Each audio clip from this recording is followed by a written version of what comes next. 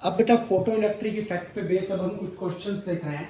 पहला क्वेश्चन है, बड़े ध्यान से यहाँ पर देखना है, मोस्ट इंपोर्टेंट क्वेश्चन है, कई बार नीट में, एम्स में, जेई मेन में आया हुआ क्वेश्चन है। कंसेप्ट समझना ढंग से। क्या कह रहा है? When a light of frequency nu is incident on a metal surface, the maximum kinetic energy of emitted photoelectron is K. What will be the maximum kinetic energy of emitted photoelectrons if frequency of incident radiations is doubled?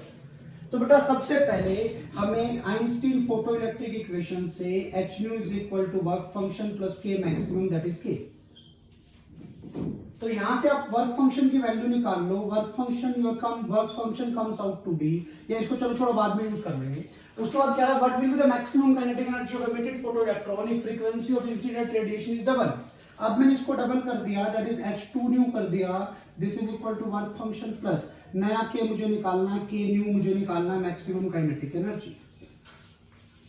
अब आप बड़े ध्यान से देखो, आपको work function question में given नहीं है, ठीक है, आपको वर्क फंक्शन क्वेश्चन में गिवन नहीं है, तो आप क्या करो, ऊपर वाली इक्वेशन को 2 से मल्टीप्लाई कर दो, तो ये आ गया 2h new equal to 2w plus 2k। Minus करो, ये कैंसिल, इधर बच गया minus w plus k new minus w plus k new minus 2k equal to 0। So your new maximum kinetic energy, now the maximum kinetic energy is 2k plus w, means maximum kinetic energy is greater than twice of initial kinetic energy। जो पहले kinetic energy थी उसके twice से double आ जाती है। तो बेटा shortcut ध्यान रखना है, क्या, जब हम फ्रीक्वेंसी को डबल करेंगे, जब हम फ्रीक्वेंसी को क्या करेंगे बेटा, डबल करेंगे, तो या कह लो वेवलेंथ को हाफ करेंगे। तो ध्यान रखना, kinetic energy maximum value more than double, क्योंकि वेवलेंथ हाफ करने का मतलब है एनर्जी डबल, फ्रीक्वेंसी डबल करने का मतलब है एनर्जी, फ्रीक्वेंसी डबल करने का मतलब है एनर्जी डबल। ठीक है, यहां से maximum kinetic energy more than double, maximum speed of photo electrons more than √2 times. क्यों बेटा, kinetic energy more than double है, काइनेटिक एनर्जी होती है हाफ एम वी स्क्वायर, तो स्पीड में √2 का फैक्टर आएगा। स्टॉपिंग पोटेंशियल, काइनेटिक एनर्जी से ही, मैक्सिमम काइनेटिक एनर्जी से ही हम स्टॉपिंग पोटेंशियल निकालते हैं, वो भी मोर देन डबल, वो भी कैसा हो जाएगा बेटा, मोर देन डबल। क्लियर है? अब अगर वेवलेंथ डबल ना करके, फ्रीक्वेंसी डबल ना करके, फ्रीक्वेंसी हमने ट्रिपल की होती, तो maximum kinetic energy more than triple हो जाती, maximum speed more than √3 times हो जाती, stopping potential more than triple हो जाता। ऑन द सेम लाइन अगर मैं बोल दूं फ्रीक्वेंसी हाफ कर दी और वेवलेंथ डबल कर दी, बट फ्रीक्वेंसी हाफ करने से या वेवलेंथ डबल करने से वो अभी भी जो एनर्जी आ रही है वो वर्क फंक्शन से ज्यादा है, वो वर्क फंक्शन से क्या है बेटा, एनर्जी ज्यादा है। अगर ऐसा है, अब भी एनर्जी ज्यादा है, तो इस केस में maximum kinetic energy less than half होगी। क्या होगी बेटा, less than half, more than double नहीं होगी। जब ज्यादा करते हैं तो मोर हो जाती है, जब कम करते हैं तो लेस हो जाती है। Maximum speed less than 1/√2 times and stopping potential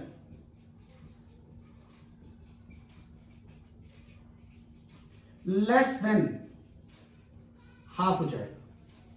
ये रिजल्ट्स आपको याद रखने हैं। इस कंसेप्ट पे बेस बहुत सारे क्वेश्चन पहले भी आए हुए हैं नीट में, एम्स में, जेई मेन में, इसीलिए बोल रहा हूं पहला क्वेश्चन बहुत इंपॉर्टेंट क्वेश्चन है।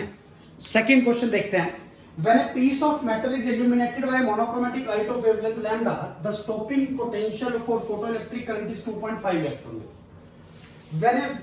When a same stopping potential is 2.5 electron volt. When a same surface is illuminated by light of wavelength 1.5 lambda, then stopping potential is 1 electron volt. Find the threshold wavelength for the metal. देखते हैं बेटा, stopping potential और work function में ये relation होता है। हम तक क्लियर है? ये एक्चुअली इसको इलेक्ट्रॉन वोल्ट ना लिखो, स्टॉपिंग पोटेंशियल इलेक्ट्रॉन वोल्ट में नहीं होगा, इसको वी नोट लिख लो आप, और इसको भी आप वी नोट लिख लो, ये ज्यादा ठीक है। ठीक है, ये रिलेशन होता है। अब हम देख लेते हैं क्या बना, hc by lambda should be equal to hc by lambda naught plus V naught की जगह 2.5 वी नोट है, तो ये हो गया 2.5 ई वी नोट। ये हमारी फर्स्ट इक्वेशन आ गई। On the same line, 1.5 lambda means hc by 1.5 lambda is equal to hc by lambda naught plus क्या बना, e v naught हो गया, v naught अब 1 v naught है, ये हमारी सेकेंड इक्वेशन आ गई। हमें क्या निकालना है, हमें जो वैल्यू निकालनी है, हमें लैम्डा नोट निकालना है। अगर लैम्डा नोट निकालना है तो अंडरस्टूड सी बात है, थ्रेशोल्ड वेवलेंथ का मतलब लैम्डा नोट निकालना है, तो लैम्डा नोट लैम्डा की टर्म में होनी चाहिए, तो मुझे वी नोट को खत्म करना है। किसको खत्म करना है बेटा, वी नोट को। अब आप समझो यहां पर ध्यान से, पहली इक्वेशन है H C by lambda is equal to H C by lambda naught plus 2.5 E V naught. दूसरी इक्वेशन है 2/3 hc बाय लैम्डा, 1.5 आ गया 2/3, मतलब ये 3/2 ऊपर गया तो 2/3 हो गया, is equal to hc by lambda naught plus ev naught. अगर मैं इसको 5/2 से मल्टीप्लाई कर दूं, 5/2 का मतलब 2.5 से, तो पहली इक्वेशन तो ये बन गई hc by lambda is equal to hc by lambda naught plus 5/2 EV naught. दूसरी इक्वेशन क्या बनी, 5/2 से मल्टीप्लाई कर 2 कट गया, ये आ गया बेटा 5/3 hc by lambda is equal to hc by lambda 5/2 hc by lambda naught plus 5/2 EV naught. Minus कर दो, कैंसिल। ये क्या बना, hc बाय लैम्डा माइनस, ठीक है। अब अगर मैं ये करूं, क्या बना देखो, hc बाय लैम्डा कॉमन, इधर बचा 1 माइनस 5/3, इधर से hc by lambda note common, इधर बचा 1 माइनस 5/2। क्लियर है यहां तक? इन दो इक्वेशंस को मैंने सिंप्लीफाई कर दिया, और सिंप्लीफाई करके ऐसे लिख दिया, ये आपको क्लियरली समझ में आ गया। अब hc से hc cancel, 3 minus 5 minus 2/3 lambda should be equal to minus 2 minus 3/2 lambda naught। Clear है? माइनस से minus cancel, lambda naught is equal to 9/4 lambda. This is the threshold wavelength जो आपको निकालनी थी, ये आंसर आ गया। मैंने आइंस्टीन फोटो इलेक्ट्रिक इक्वेशन को अलग फॉर्म में लिखकर सिंप्लीफाई किया है, उससे हमारा रिजल्ट ऐसे कैलकुलेट होकर आ गया। ये सेकंड क्वेश्चन था। अब देखते हैं बेटा third question. Next question is light of wavelength 4000 angstrom is incident on a metal and photo electrons so emitted describe a circle of radius 50 centimetre in uniform transverse magnetic field, find the work function. हमें ये पता है hc by lambda should be equal to work function plus kinetic energy maximum। kinetic energy maximum। अब यहां से hc आपको बताया हुआ पहले 12400 इलेक्ट्रॉन वोल्ट वाला लेते हैं, ये 4000, ये इलेक्ट्रॉन वोल्ट में आ गया। Work function plus kinetic energy maximum भी ये हम लिख लेंगे, अभी देखेंगे कितना है।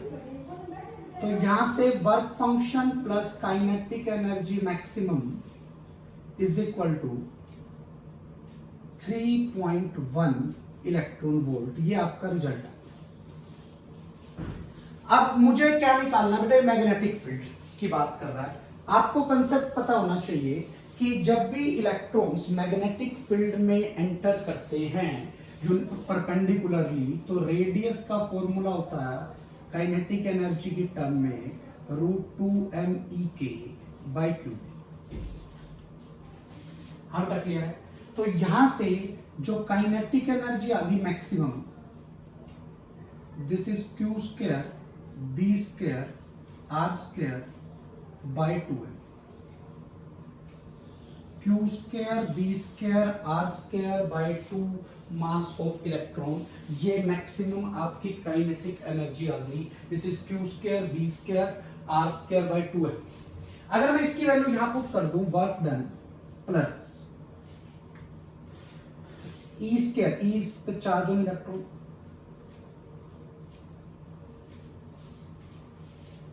का स्क्वायर, या पहले हम क्या करते हैं, अलग से काइनेटिक एनर्जी ही कैलकुलेट कर लेते हैं, निकाल लेता हूं बेटा। ये हो गया 1.6 into 10 to the power minus 19 का square into B square, this is 5.26 into 10 to the power minus 6 का square, Q square B square, that is R square 50 centimetre, that is 50 into 10 to the power minus 2 का square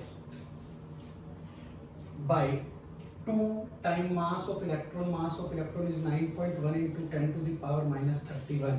ये kinetic energy joule में आएगी, और joule को अगर आपको electron volt में कन्वर्ट करना है तो 1.6 into 10 to the power minus 19 से डिवाइड करेंगे, because 1 electron volt is equal to this much joule.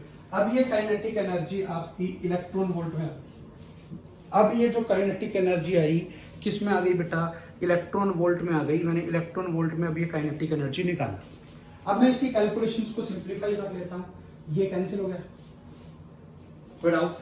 ठीक है। अब यहां से जो मैक्सिमम काइनेटिक एनर्जी आई क्या बनेगा, देखो ध्यान से, 1.6 into 5.26 into 5.26 into 50 into 50 by 2 into 9.1 into 10 की पावर पे आता हूं। यहां से माइनस 19, यहां से माइनस 12, यहां से माइनस 4, ऊपर ये प्लस 31। क्लियर है यहां तक? अब ये क्या हुआ, ठीक है, 2 पे गया 0.8, 2 पे कितना हो गया 0.8। ठीक है। अब बड़े ध्यान से देखना बेटा, ये 1 और 1 2, ये प्लस 2 पावर हो सकती है 10 की 2 पावर मैंने और सिंप्लीफाई कर दी। क्या रिजल्ट बन गया, 0.8 into 5.26 into 5.26 into 25 by 9.1 into 10 to the power 19 12 31 से 31 कैंसिल, 10 की माइनस 2 इलेक्ट्रॉन वोल्ट ही आ गया। अगर मैं इसको सोल्व करूं, अप्रोक्सीमेटली ये 11 पे 11.4 पे गए। हाल तक क्लियर है यहां तक? ठीक है। अब ये लगभग 2 पे गया, 2 से थोड़ा ज्यादा चला जाएगा, मैं 2 मान लेता हूं।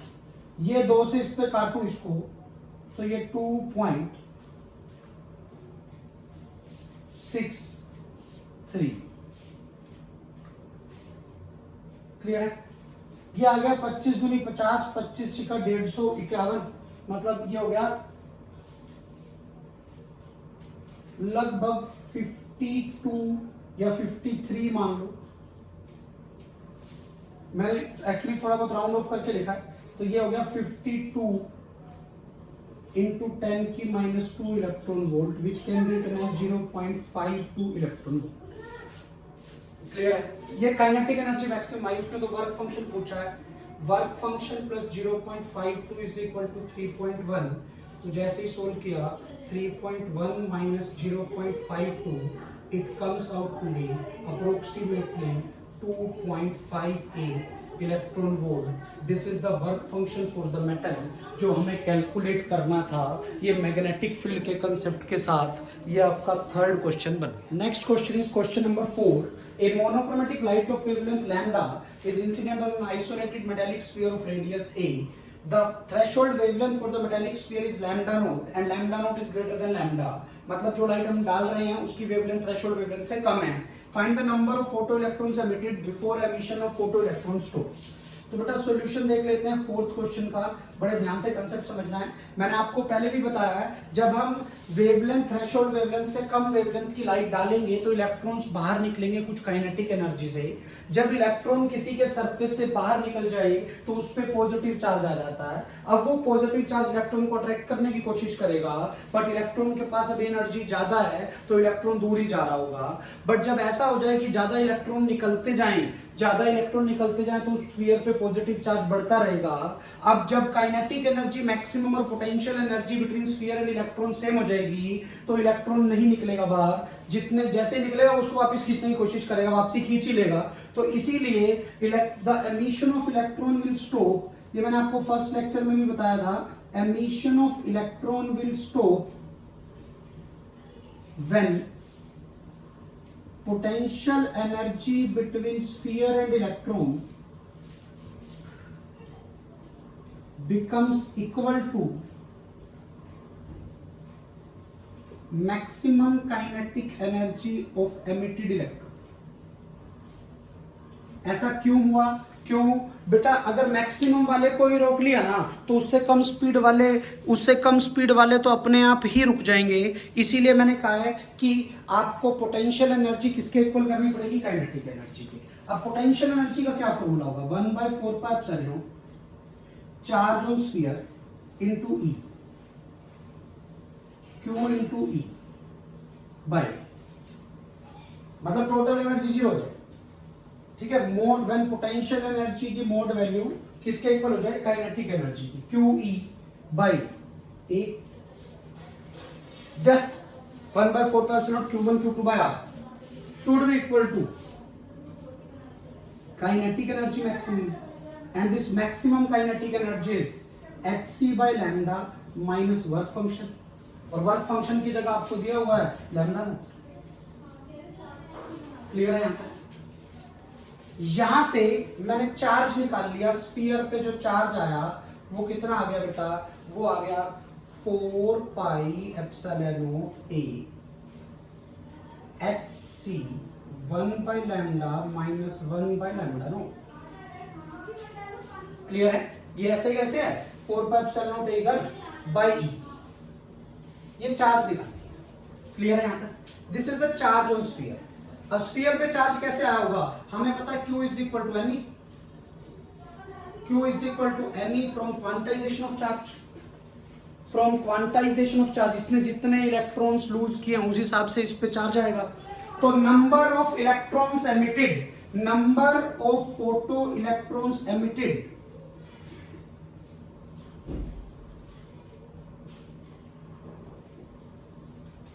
Before emission stops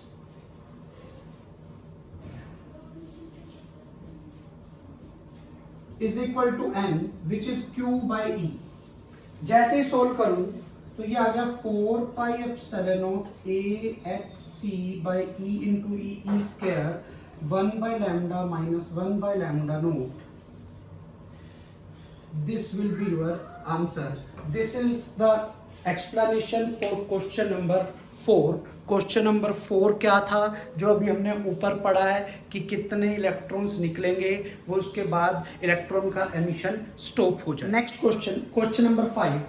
Illuminating the surface of a certain matter alternatively with light of wavelength 0.35 micrometer and 0.54 micrometer, it was found that corresponding maximum velocities have ratio 2:1.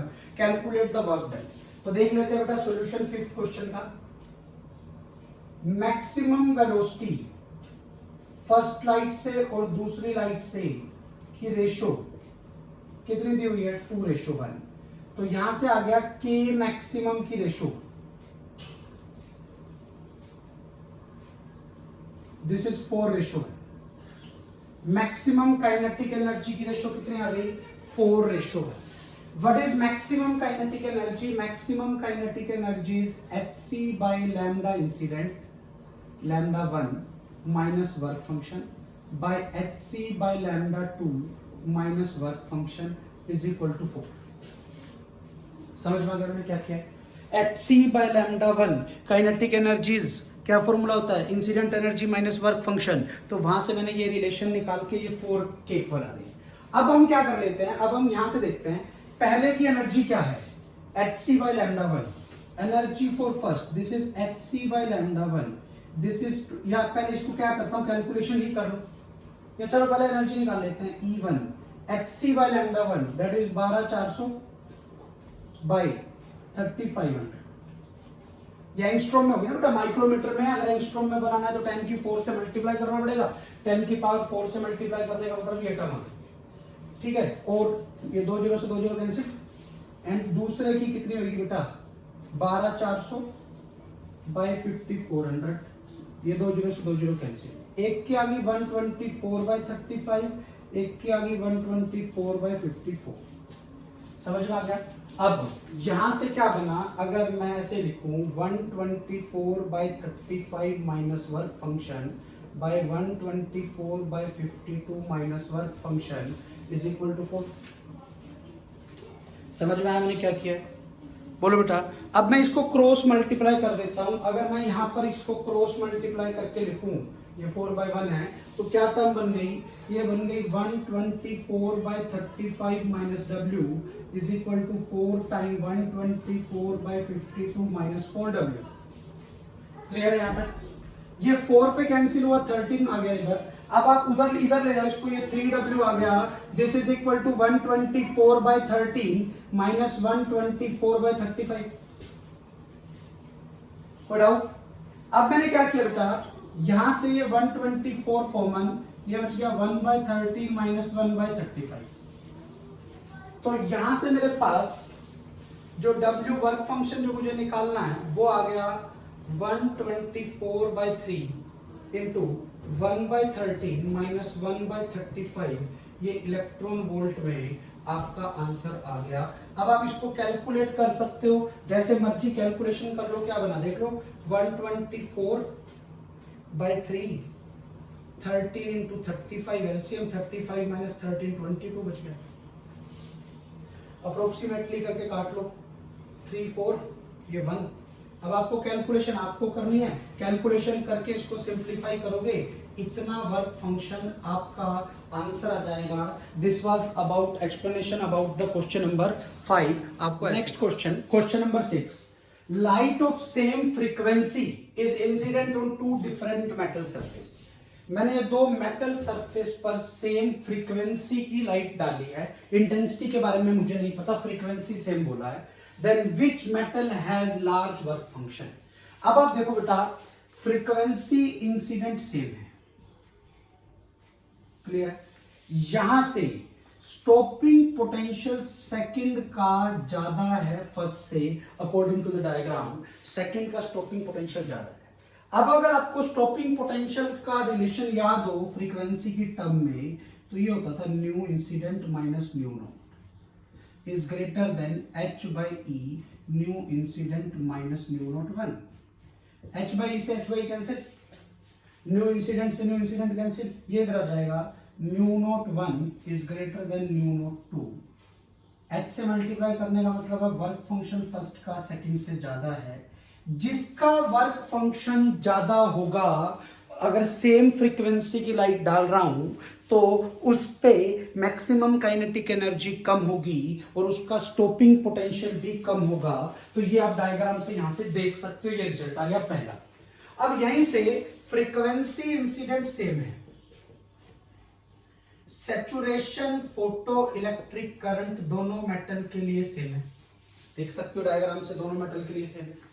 इसका मतलब number of photons per second per unit area incident is same है, मतलब n1 dash is equal to n2 dash, n1 dash n2 dash बराबर है, मतलब intensity भी दोनों की बराबर है। क्यों बराबर है? क्योंकि नंबर ऑफ फोटॉन्स स्ट्राइकिंग पर second per unit area same है, इंसिडेंट की फ्रीक्वेंसी सेम है। अगर ये दो चीजें सेम है तो इंटेंसिटी होती है number of photons per second per unit area into h nu, तो दोनों की इंटेंसिटी भी क्या आएगी, सेम आएगी। तो क्या आंसर बन गया बेटा, विच metal has large work function, first metal. And what conclusion you can draw about the intensity of radiation on both metal, intensity क्या होगी बेटा, सेम होगी। तो ये आपकी 6th क्वेश्चन की एक्सप्लेनेशन है। आपको 6th क्वेश्चन इस टाइप से करना है। एम्स प्रीवियस ईयर में आए हुए कुछ क्वेश्चन फोटोइलेक्ट्रिक इफेक्ट पे बेस्ड। पहला क्वेश्चन जैसा हम पहले भी कर चुके हैं इस टाइप का question, when light of wavelength lambda is incident on a photosensitive surface the stopping potential is V, ठीक है। when the light of wavelength 3 lambda is incident on the same surface the stopping potential is V by 6, then threshold wavelength for the surface हमें निकालनी है। अब बड़े ध्यान से यहाँ पे समझना, पहली इक्वेशन हो गई hc by lambda is equal to hc by lambda naught plus work function plus वो hc by lambda naught plus ev maximum kinetic energy. दूसरे में hc by 3 lambda plus is equal to hc by lambda naught plus e into V by 6।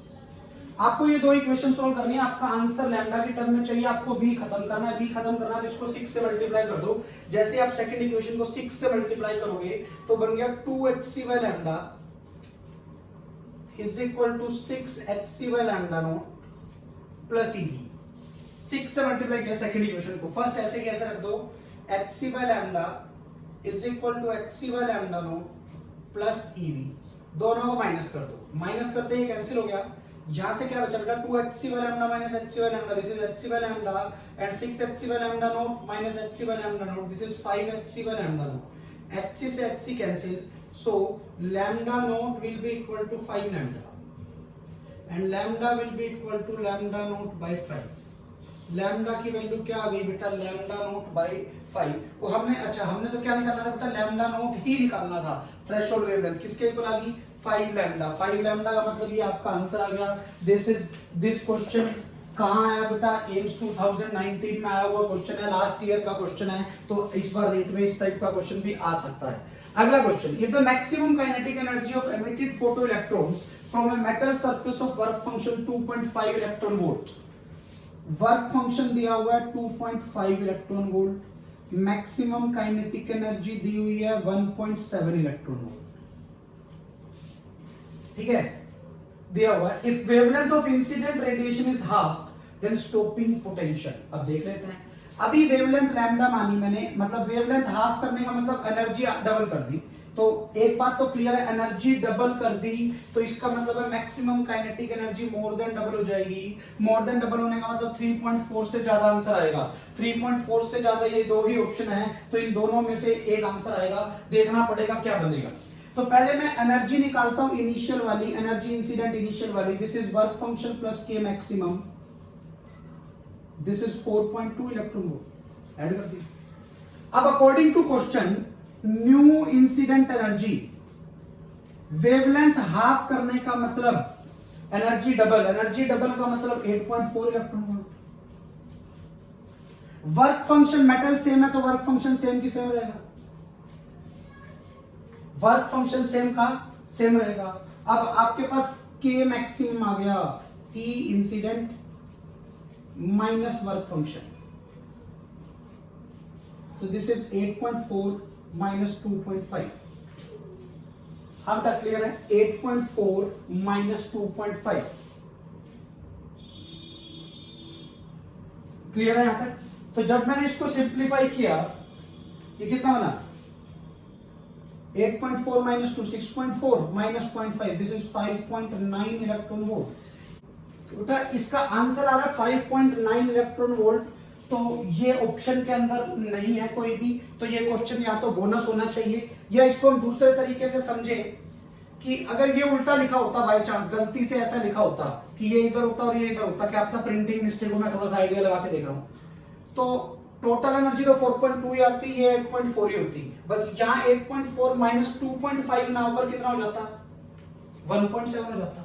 8.4 minus 1.7, हाँ उससे आ जाएगा 6.7 answer हो सकता है। अगर ये वाली टर्म और ये वाली टर्म इंटरचेंज हो जाए तो आपका आंसर ये आ सकता है, तो ये आंसर होगा। अदरवाइज इस स्टेटमेंट के हिसाब से ये क्वेश्चन आपका बोनस होगा, आपको ऐसे करना है।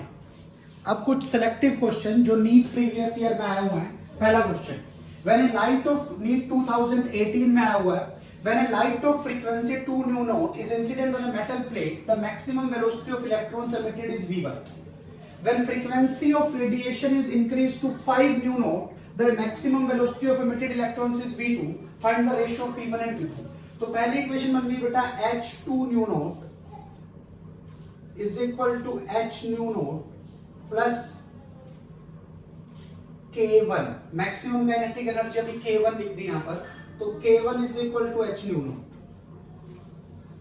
On the same line, when I will calculate k2, h5 new not minus h new not करूंगा तो बेटा वो बनेगा 4h न्यू नॉट। तो यहां से जो मैक्सिमम काइनेटिक एनर्जी की रेशियो आ गई वो 1:4 आ गई, और काइनेटिक एनर्जी होती है हाफ एम वी स्क्वायर, तो वी स्क्वायर की रेशियो 1:4 आ गई, तो v1 और v2 मैक्सिमम वेलोसिटी की रेशियो स्क्वायर हटाऊंगा तो रूट लगेगा 1/2 हो जाएगी। 1:2 इज योर आंसर। नीट 2018 में आया हुआ क्वेश्चन है, आपको ऐसे करना है। अब आ जाओ नीट 2009 में आया हुआ क्वेश्चन है, थोड़ा सा अलग टाइप का क्वेश्चन है इसलिए मैं एक्सप्लेन कर रहा हूं। The figure shows a plot of photoelectric current versus anode potential for a photosensitive surface for 3 different radiations. Which of the following is correct statement, आपको ये बताना है। मतलब अगर आप स्टेटमेंट्स पढ़ो, curve A and B represent incident radiations of same frequency but of different intensity, फिर different frequency different intensity, फिर सेम फ्रीक्वेंसी सेम इंटेंसिटी, फिर डिफरेंट फ्रीक्वेंसी डिफरेंट इंटेंसिटी। मतलब आपको इसमें फ्रीक्वेंसी और इंटेंसिटी में आपको रिलेशन देखना है क्या होता है। अब सबसे पहली बात, saturation photo electric current B का और saturation photo electric current C का सेम है, बी और सी का सेम है, और ये ज्यादा है सैचुरेशन फोटो इलेक्ट्रिक करंट ए से। बी और सी का सेम है, बट वो किससे ज्यादा है बेटा, ए से ज्यादा है। बी सी का फोटो इलेक्ट्रिक करंट सेम है, बट ए से क्या है, ज्यादा है। एक ही मेटल पे डाली है सारी की सारी। हाँ बेटा क्लियर है, कोई डाउट? एक पॉइंट तो ये हो गया। दूसरा, स्टॉपिंग पोटेंशियल की बात करूं, स्टॉपिंग पोटेंशियल ए का और बी का सेम है, ए और बी का सेम है, बट सी से कम है। सी से क्या है, कम है। मेटल एक है, एक ही मेटल है, स्टॉपिंग पोटेंशियल क्या होगा, H nu incident minus nu naught is equal to EV naught. यहां से स्टॉपिंग पोटेंशियल निकालते हैं। अगर मेटल सेम है तो जिसका स्टॉपिंग पोटेंशियल ज्यादा मतलब उसकी इंसिडेंट फ्रीक्वेंसी ज्यादा, उसकी इंसिडेंट फ्रीक्वेंसी ज्यादा। समझ आ रही है मैं क्या कह रहा हूं? तो अब किसका स्टॉपिंग पोटेंशियल ज्यादा है, किन दो की फ्रीक्वेंसी सेम होगी, ए और बी की फ्रीक्वेंसी सेम होगी। ए और बी की फ्रीक्वेंसी सेम होनी चाहिए, तो एक आंसर आपका, अगर ए और बी की फ्रीक्वेंसी सेम होनी चाहिए तो एक आंसर ये हो सकता है, curve A and B have same frequency. Intensity को बाद में देखेंगे, है ना। ए और बी की फ्रीक्वेंसी सेम होनी चाहिए, तो ये नहीं हो सकता। बी और सी को कंपेयर करूं, किसका स्टॉपिंग पोटेंशियल ज्यादा है, किसका स्टॉपिंग पोटेंशियल ज्यादा है, सी का स्टॉपिंग पोटेंशियल ज्यादा है। सी का स्टॉपिंग पोटेंशियल ज्यादा है तो सी की इंसिडेंट फ्रीक्वेंसी भी ज्यादा होगी। अगर सी की इंसिडेंट फ्रीक्वेंसी ज्यादा है तो डिफरेंट फ्रीक्वेंसी है बी और सी की, बी और सी की सेम फ्रीक्वेंसी वाला ये भी नहीं हो सकता। तो अब आपका आंसर बचेगा बेटा किस किस में से, ए और बी में से आपका आंसर बचेगा। अब हम इंटेंसिटी को देख लेते हैं कि इंटेंसिटी का मतलब मैंने आपको पहले भी बताया हुआ है। इंटेंसिटी का मतलब होता है number of photons per second per unit area से, जब कुछ ना बोला हो तो आगे यहाँ इंटेंसिटी की बात हो रही है तो number of photons per second per unit area से बोल रहा है, और जितने ज्यादा number of photons per second per unit area होता है उतना ही सैचुरेशन फोटो इलेक्ट्रिक करंट ज्यादा होता है। अब आप देखो बी और सी का फोटो इलेक्ट्रिक करंट सैचुरेशन वाला सेम है, तो इसका मतलब उनकी इंटेंसिटी सेम होनी चाहिए, तो बी और सी की इंटेंसिटी सेम होनी चाहिए, तो ये आंसर नहीं हो सकता। पहले पॉसिबिलिटी दिख रही थी, अब सैचुरेशन फोटो इलेक्ट्रिक करंट से नहीं दिख रही। ए और बी का सैचुरेशन फोटो इलेक्ट्रिक करंट अलग अलग है तो इंटेंसिटी भी अलग अलग होगी। तो what will be your final answer? Your final answer is a. ये क्वेश्चन नीट 2009 में आया हुआ है। बाकी क्वेश्चंस हम पहले डिस्कस कर चुके हैं। बाकी टाइप के क्वेश्चन या तो एम्स प्रीवियस ईयर में या जो हमने क्लास में पढ़ा है, जो न्यूमेरिकल्स किए हैं, उसी टाइप के सारे क्वेश्चंस आते हैं, वो आप ट्राई कर सकते हो।